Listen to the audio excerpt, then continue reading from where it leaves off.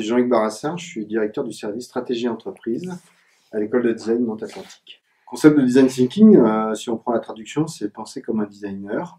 En fait, c'est une méthode qui a été mise au point pour effectivement penser comme un designer, mais avec une méthode, des techniques et des outils qui soient à la portée de tous.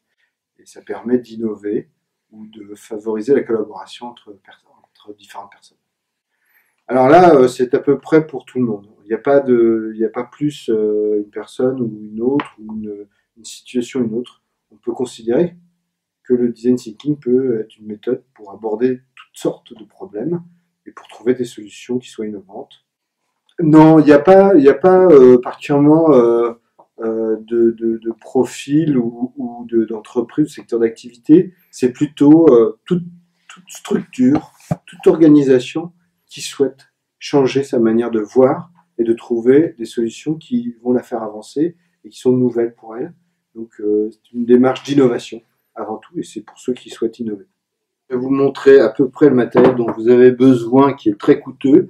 C'est des Lego, des post-it, des petits personnages comme ça. Voilà les moyens qu'il faut mettre en œuvre pour faire du design thinking. Et puis, il vous faut 8-10 personnes pendant quelques jours. C'est peut-être là où c'est le plus coûteux pour travailler ensemble, pour trouver des solutions. C'est souvent des problèmes où on a déjà essayé des méthodes et on arrive à des solutions qui ne sont pas satisfaisantes. Et dans ce cas, on peut se dire que le design thinking peut être une solution pour une manière pour trouver des nouvelles solutions. Alors, il y a des étapes, oui, vous voyez derrière moi, là, un tableau qui définit les attitudes que les personnes qui vont participer à une séance de design thinking vont être obligées d'observer, c'est-à-dire des attitudes d'ouverture. On appelle ça des méthodes de créativité divergentes ou convergentes.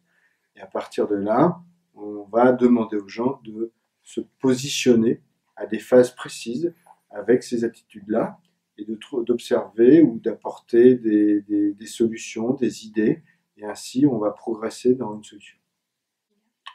En quelques heures, on peut savoir et comprendre ce que l'on peut faire, mais c'est pas très raisonnable d'imaginer qu'on sait faire du design au bout de quelques heures. Il faut compter quelques jours de formation pour arriver à être capable d'être un facilitateur, c'est-à-dire quelqu'un qui peut embarquer une équipe dans une méthode de design thinking.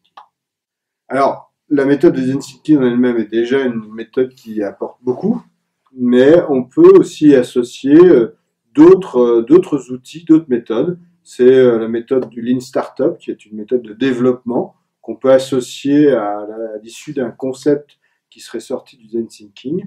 Et puis, derrière tout ça, on peut aussi associer ce qu'on appelle le growth hacking, qui est aussi une autre méthode qui permet à développer de l'auditoire sur Internet quand on a une solution innovante et qu'on veut la présenter à des internautes. C'est aussi une méthode qui va être associable au design thinking.